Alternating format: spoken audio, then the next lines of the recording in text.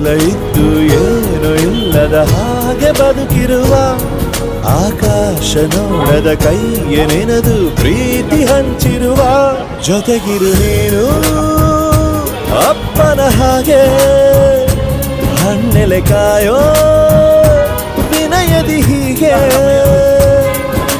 ನಿನ್ನನು ಪಡೆದ ನಾವು ಪುನೀತ ಬಾಳು ನಗು ನಗುತ್ತಾ ಬೊಂಬೆ ಹೇಳುತ್ತೈತೆ ಮತ್ತೆ ಹೇಳುತ್ತೈತೆ ನೀನೇ ರಾಜಕುಮಾರ.